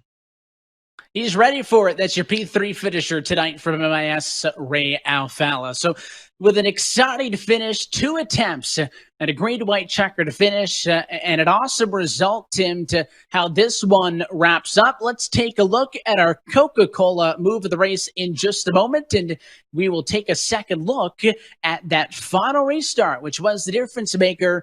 Coming to, we talked with Casey Kerwin, and he told us all about how the last couple of restarts shaked out. But remember, he was second coming to it. He was having to make the attack on the 54. And on the opposite end, you look at Alex Mccallum, and he said he's, not used to running up front in this series. And, that in the back of your mind, maybe playing a little bit of mind games as we take a look at that restart here in a moment, just to relive it, because Casey Kerwin had to make that move in 1 and 2. He made it stick.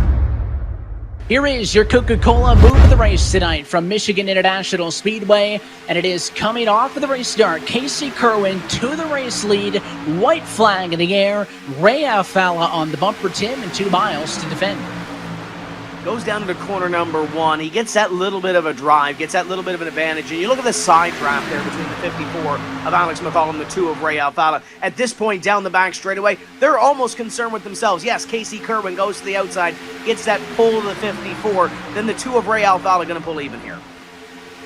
So he'll get up alongside on the bottom of the racetrack, but eventually the bobble for Ray, it was right there when he got a little bit loose, and then it became the battle for second. But you'll see Alfalla Mccallum bounce 2 times, 3 times as they wreck, and it gave Casey Kerwin just enough of a bubble as they destroyed all those virtual race cars behind him to go to victory lane for the first time in 2020 and the second time on his career. So 5 races still to go with 11 in the books, Tim. The Daytona Road Course is up next. Yeah, when you look down at that schedule upcoming, Daytona Road Course in a couple of weeks. We got Vegas and Darlington, but we also have Daytona and Talladega Super Speedway. So this one is going to be wild. The Vice is tightened for 8th. The Vice is tightened for 20th. This one is going to be a showdown down to the playoffs to see who's going to win and fight for this championship. And we hope you join us next time out, but until then, round 11 falls in our rear view mirror. On behalf of our entire team at NASCAR and iRacing, for the broadcast crew downstairs, that's Tyler Maxson, Tim Burns, Sean Ambrose, Justin Prince, James Pike, Drew Adamson, Cisco Scaramuza, and for those of us upstairs, for Tim Terry and myself, Evan Pasocco. I want to thank you for tuning in and congratulate Casey Kerwin, a winner on 2020. We're back in 2 weeks' time at the Daytona Road Course for round 12. That race and every race of the 2020 eNASCAR Coca-Cola iRacing Series can be found right here on the iRacing Sports Network and streaming live at eNASCAR.com. Until next time, good night from Michigan.